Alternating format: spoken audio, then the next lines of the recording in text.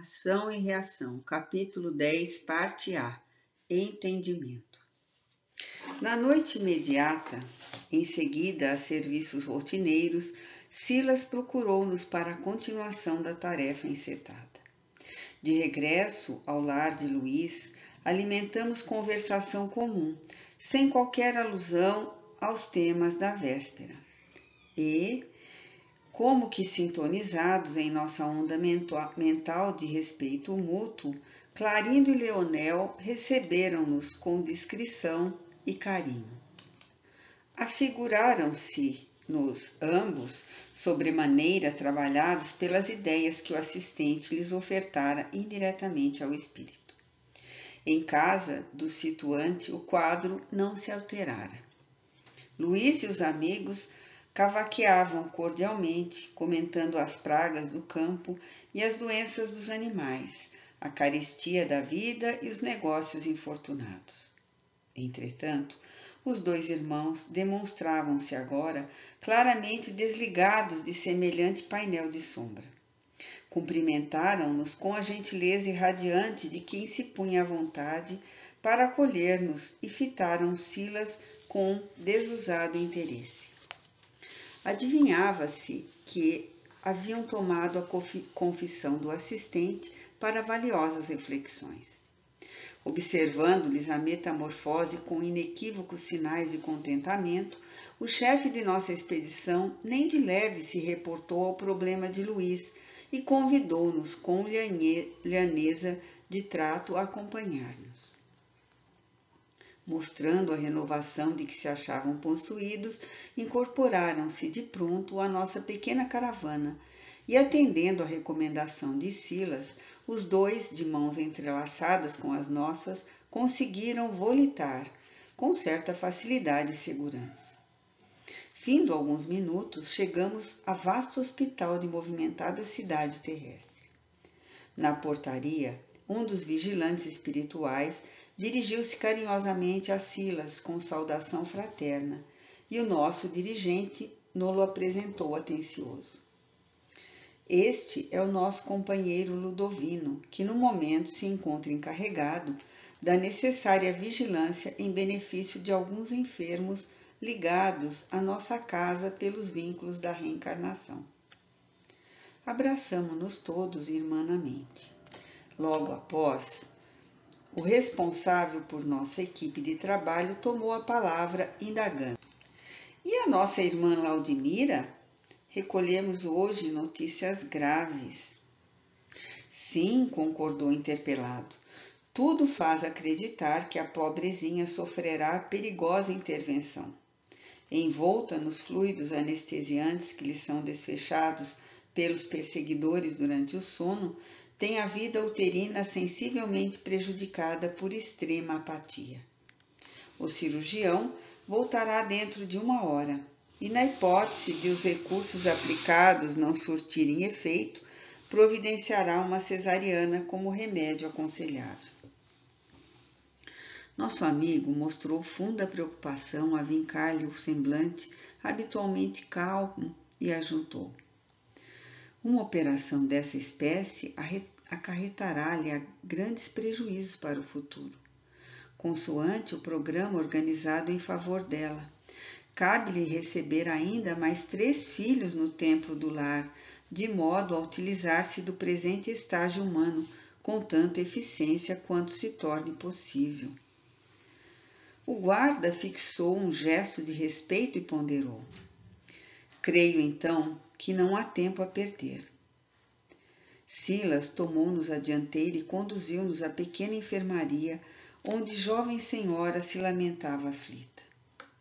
Simpática matrona, de nevados cabelos, em cuja ternura percebíamos a presença materna, velava atenta, acariciando-lhe as mãos inquietas. Notando a expressão de pavor que os olhos da doente exibiam em pranto, procurei a palavra de Silas quanto à causa de tão agoniado padecimento. Nossa irmã, esclareceu o prestativo, será novamente mãe em muitos minutos breves.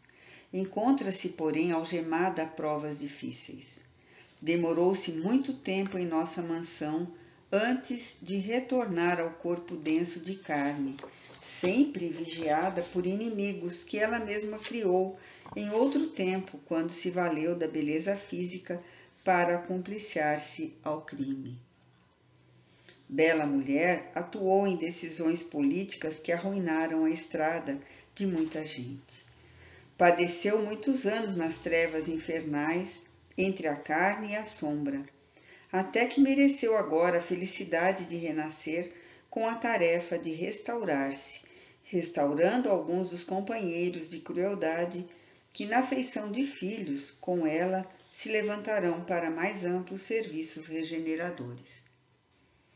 Silas, contudo, lançou-me expressivo olhar e acrescentou: historiaremos o assunto mais tarde. Agora é indispensável agir. Sob a atenção de Clarindo e Leonel, que nos seguiam surpresos, convocou-nos a Hilário e a mim para o socorro imediato. Determinando permanecêssemos ambos em oração, com a destra colada ao cérebro da doente, começou a fazer operações magnéticas excitantes sobre o colo uterino. Substância leitosa, qual neblina leve, irradiava-se-lhe das mãos, espalhando-se sobre todos os escaninhos do aparelho genital. Decorridos alguns minutos de pesada expectativa, surgiram contrações que pouco a pouco se acentuaram intensamente. Silas, atencioso, controlou a evolução do parto até que o médico ingressou no recinto. Longe de registrar-nos a presença, sorriu satisfeito, reclamando o concurso de competente enfermeira. A cesariana foi esquecida. Convidou-nos o assistente ao regresso, informando-nos mais tranquilo.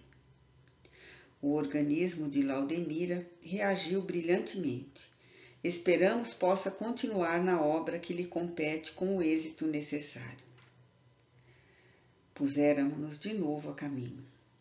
Leonel, cuja inteligência aguda não perdia os nossos menores movimentos, perguntou a Silas com ar respeitoso se os trabalhos a que se dedicava exprimiam alguma preparação diante do porvir, ao que o assistente respondeu sem pestanejar: sem dúvida. Ainda ontem lhes falei dos meus desajustes de médico fracassado e comentei o plano de abraçar a medicina no futuro entre os encarnados, nossos irmãos. Todavia, para que eu mereça a aventura de tal reconquista, consagro-me nas regiões inferiores que me servem de domicílio ao Ministério do Alívio, criando causas benéficas para os serviços que virão. Causas, murmurou Clarindo, algo espantado. Sim, procurando ajudar espontaneamente, além dos deveres que me são impostos, na luta pela recuperação moral de mim mesmo, com a bênção divina, alongarei a sementeira de simpatia em meu favor. E relanceando significativamente o olhar sobre nós, acentuou, em seguida, a breve minutos de reflexão. Um dia, consoante as dívidas que me pedem resgate, estarei novamente entre as criaturas encarnadas, e para solver minhas culpas, também sofrerei obstáculo e dúvida, enfermidade e aflição. Que mãos caridosas e amigas me amparem daqui, em nome de Deus, porque isoladamente ninguém consegue vencer. E para que braços amorosos se me estendam, mais tarde, é imperioso o movimento agora, aos meus, no voluntário exercício da solidariedade.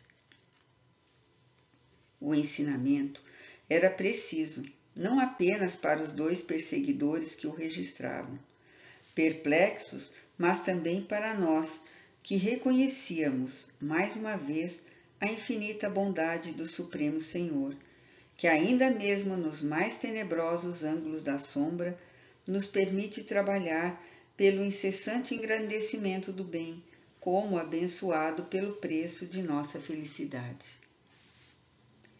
Enquanto volitávamos de retorno, Hilário, antecipando-me na curiosidade, inclinou a conversação para o caso de Laudemira. era conhecida de Silas desde muito tempo? Assumir assim compromissos tão graves com a maternidade? Que papel representavam os filhos junto dela? Credores ou devedores? Silas sorriu complacente para a arguição cerrada e explicou.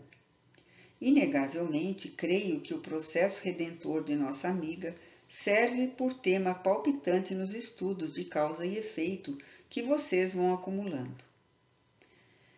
Entregou-se a longa pausa de consulta à memória e prosseguiu. Não podemos, assim de relance, mergulhar pormenorizadamente no pretérito que lhe diz respeito. Nem posso, de mim mesmo, cometer qualquer indiscrição, abusando da confiança que a mansão me outorga, no exercício dos meus encargos. Entretanto, a título de nossa edificação espiritual, posso adiantar-lhe que as penas de Laudemira, na atualidade, resultam de pesados débitos por ela contraídos há pouco mais de 5 séculos. Dama de elevada situação hierárquica na corte de Joana II, rainha de Nápoles, de 1414 a 1435, possuía 2 irmãos consanguíneos que lhe apoiavam todos os planos loucos de vaidade e domínio. Casou-se, mas, sentindo-se na presença do marido um entrave ao desdobramento das leviandades que lhe marcavam o caráter, acabou constrangendo-o a enfrentar o punhal dos favoritos, arrastando-o para a morte. Viúva e dona de bens consideráveis, cresceu em prestígio por haver favorecido o casamento da rainha, então viúva de Guilherme, duque da Áustria, com Jaime de Bourbon, conde de La Marche. Desde aí, mais intimamente associada às aventuras de sua soberana, confiou-se a prazeres e dissipações nos quais perturbou a conduta de muitos homens de bem e arruinou as construções domésticas elevadas e dignas de várias mulheres do seu tempo. Menosprezou sagradas oportunidades de educação e beneficência que lhe foram concedidas pela bondade celeste, aproveitando-se da nobreza precária para desvairar-se na irreflexão e no crime.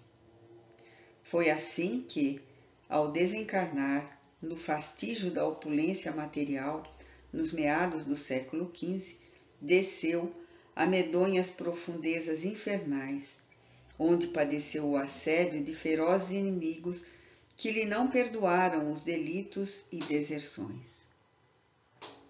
Sofreu por mais de 100 anos consecutivos nas trevas densas, conservando a mente parada nas ilusões que lhe eram próprias, voltando à carne por 4 vezes sucessivas por intermédio de amigos do plano superior em cruciantes problemas expiatórios, no decurso dos quais, na condição de mulher, embora abraçasse novos compromissos, experimentou pavorosos vexames e humilhações da parte de homens sem escrúpulos que lhes asfixiavam todos os sonhos.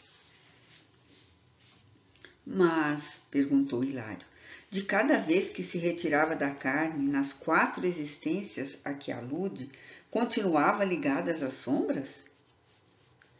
Como não? Exclamou o assistente. Quando a queda no abismo é de longo curso, ninguém emerge de um salto. Ela, naturalmente, entrava pela porta do berço e saía pela porta do túmulo, transportando consigo desajustes interiores que não podia sanar de momento para outro. Se a situação era assim inalterável, ponderou meu colega, para que retornar ao corpo físico? Não lhe bastaria sofrer na dolorosa purgação aqui deste lado, sem renascer na esfera carnal? A observação é compreensível, ajuntou Silas paciente. Entretanto, nossa irmã, com o amparo de abnegados companheiros, voltou ao pagamento parcelado das suas dívidas reaproximando-se de credores reencarnados, não obstante mentalmente jungida aos planos inferiores, desfrutando a bênção do ouvido temporário, com o que lhe foi possível angariar preciosa renovação de forças. Mas sempre conseguiu ressarcir de alguma sorte os débitos em que se emaranhou? De alguma sorte, sim, porque padeceu tremendos golpes no orgulho que trazia cristalizado no coração. Contudo, a par disso, contraiu novas dívidas, uma vez em que certas ocasiões não conseguiu superar a aversão instintiva diante dos adversários aos quais passou a dever trabalho e obediência, chegando ao infortúnio de afogar uma criancinha que mal ensaiava os primeiros passos, de modo a ferir a senhora da casa em que servia de ama, tentando vingar-se de crueldades recebidas. Depois de cada desencarnação, regressava habitualmente às zonas purgatoriais de que procedia, com alguma vantagem no acerto das suas contas, mas não com valores acumulados e imprescindíveis definitiva libertação das sombras, porque todos somos tardios na decisão de pagar nossos débitos até o integral sacrifício. Contudo, tornou Hilário, sempre que regressava à esfera espiritual, de certo contava com o auxílio dos benfeitores que lhe ampararam os destinos, embora se demorasse na treva mental. Exatamente, confirmou Silas. Ninguém está condenado ao abandono. Vocês não ignoram que o Criador atende a criatura por intermédio das próprias criaturas. Tudo pertence a Deus. Ainda mesmo o inferno? Acrescentou Leonel preocupado. O assistente sorriu e aclarou. O inferno, a rigor, é obra nossa, genuinamente nossa, mas imaginemo-lo assim à maneira de uma construção indigna e calamitosa no terreno da vida que é criação de Deus, tendo abusado de nossa razão e conhecimento para gerar semelhante monstro no espaço divino. Compete-nos a obrigação de destruí-lo para edificar o paraíso no lugar que ele ocupa indebitadamente. Para isso, o infinito amor do Pai Celeste nos auxilia de múltiplos modos, a fim de que possamos atender à perfeita justiça. Entendido? A explicação não podia ser mais clara. Entretanto, Hilário parecia interessado em solver qualquer dúvida e talvez por isso inquiriu novamente. Considera possível, venhamos a saber, quais seriam as existências de Laudemira antes de haver ingressado na corte de Joana II? Sim, elucidou Silas tolerante, será fácil conhecê-las, mas não nos convém num simples estudo efetuar o tentame, porque o assunto em si reclamaria largas cotas de atenção e de tempo. Basta-lhe pesquisemos a condição referida para definir-lhe as lutas redentoras de agora. Porquanto nossos estágios em qualquer eminência social no mundo, seja no campo da influência ou das finanças, da cultura ou da ideia, servem como pontos vivos de referência da nossa conduta digna ou indigna, no usufruto das possibilidades que o Senhor nos empresta, designando com clareza nosso avanço na direção da luz ou nosso aprisionamento maior ou menor nos círculos da treva, pelas virtudes conquistadas ou pelos débitos assumidos. A conceituação luminosa de Silas era verdadeiro jorro solar em meu entendimento. Ainda assim, meu companheiro insistiu. Não obstante os seus valiosos conceitos já expendidos quanto à memória nas regiões inferiores, será interessante saber se Laudemira, antes da atual reencarnação, chegava a lembrar-se com nitidez dos estágios por que passou nas difíceis provações a que se refere. Nosso amigo esclareceu com a maior tolerância. Estou na mansão há 8 lustros e acompanhei-lhe a internação em nossa casa, faz precisamente 30 anos. Havia encerrado a última existência, no plano carnal, no início deste século, e atravessara longos padecimentos nas esferas de baixo nível.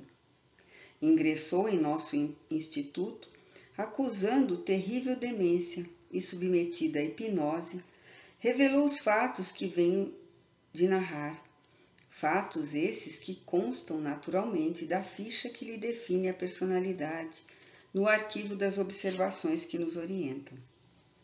Nossos instrutores, porém, não julgaram necessário mais amplo recuo mnemônico, pelo menos por enquanto, para lhe prestarem auxílio.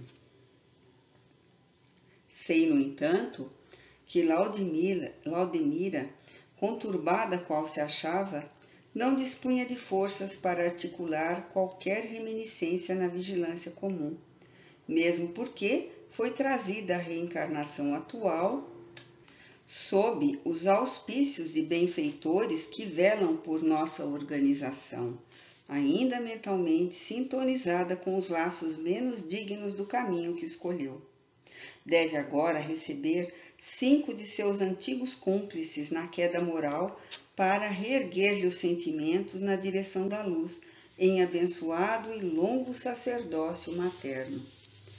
Do seu êxito no presente dependerão as facilidades que espera recolher no futuro para a liberação definitiva das sombras que ainda lhe ofuscam o espírito, pois, se conseguir formar 5 almas na escola do bem, terá conquistado enorme prêmio diante da lei amorosa e justa.